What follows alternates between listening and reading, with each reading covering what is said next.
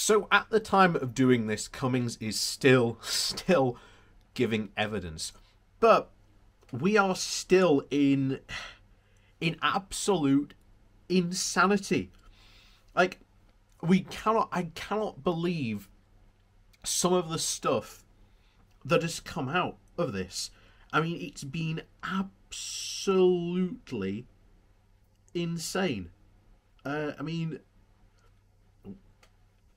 you've got this whole thing, how this all whole came about.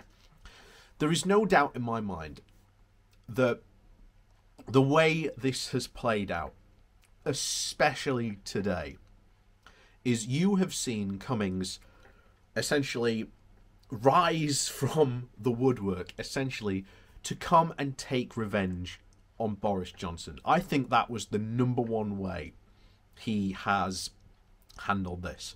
Now, surprisingly, this isn't too, and shouldn't shock a lot of people, because if you know anything about Cummings, especially on his blog, he wrote quite a large blog. Must have been, was it again, before he was joined the Leave campaign, even before he became, allied to Boris Johnson.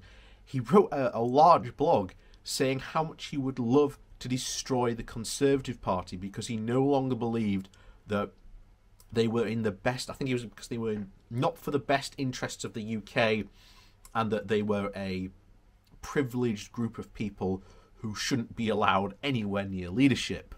Oh my, don't those words come back to haunt us all now.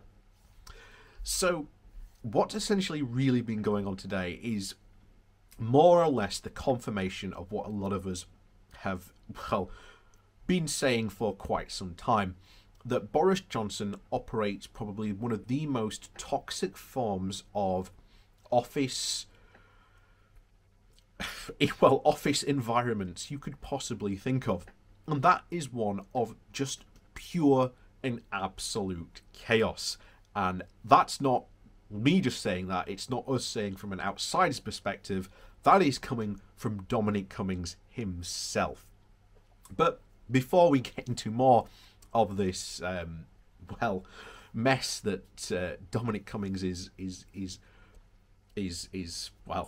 currently still in the process of divulging to us,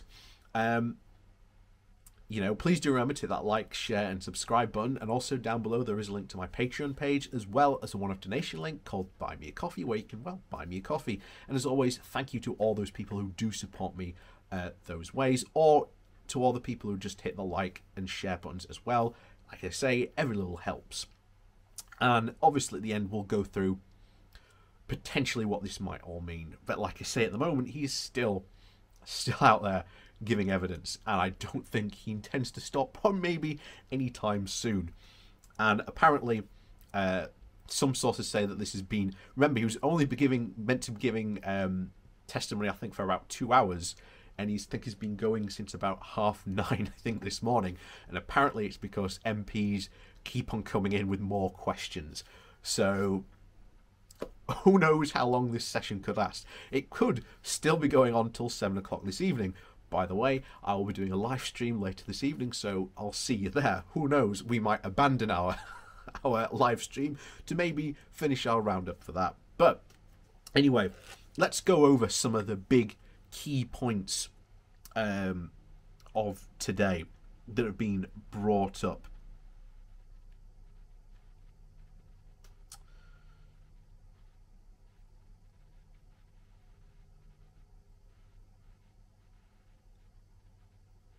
So, some of the key events, really, of like the past 2 hours. This is like the past 2 hours, so you're talking what? 2 o'clock today? I mean, that's not even most of them. We're just going over the past couple.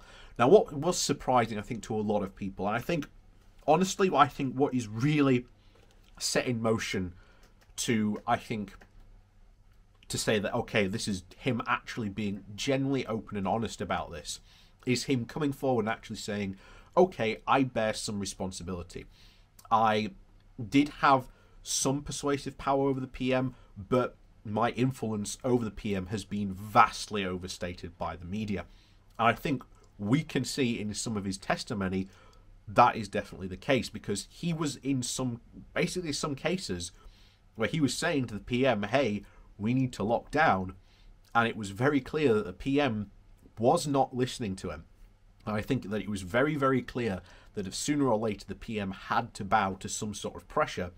And as some of us have speculated in the past, was that Cummings was the main driver in number 10. Turns out, not necessarily 100% true. I think one of the most damaging things we're going to see coming out of this is the fact that you had a situation where they were in a Cobra meeting and the Prime Minister's girlfriend, of all people, was coming forward and saying that we had to cancel this really important meeting because what she wanted to talk about was the story about Dylan the dog that the Times was running.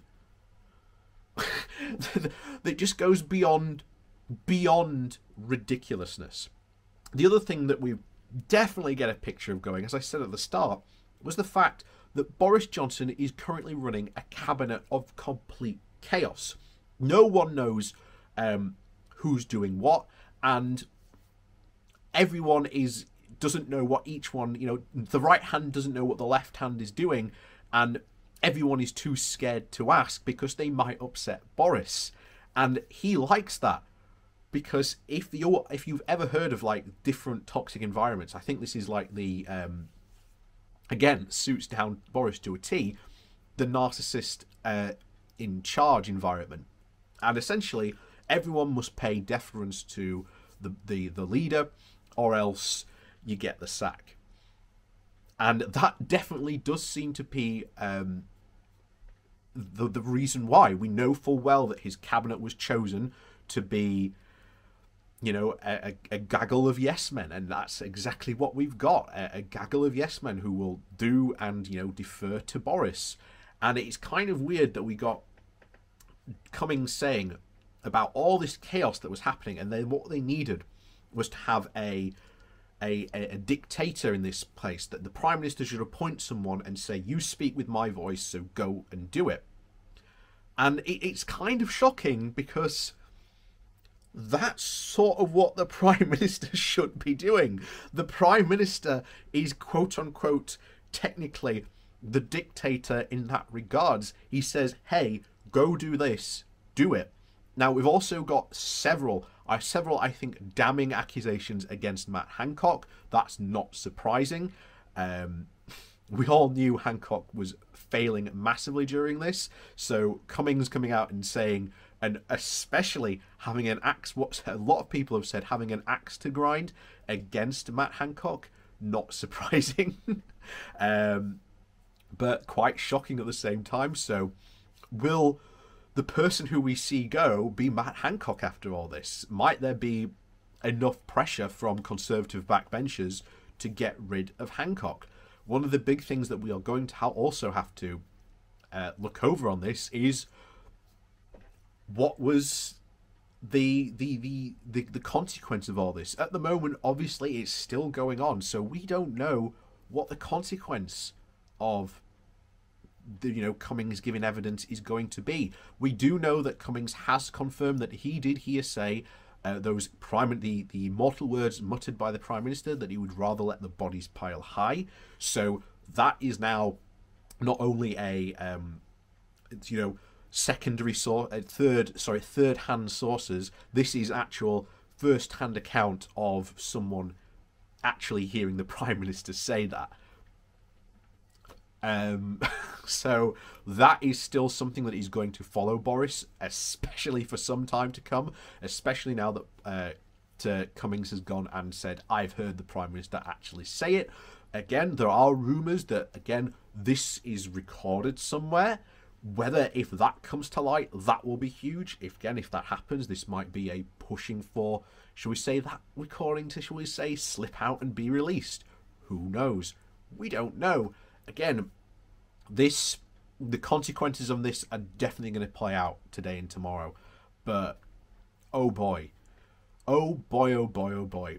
this really was, and it still is. I'm going to go back to watching it once we've done this. I mean, what, just in the past,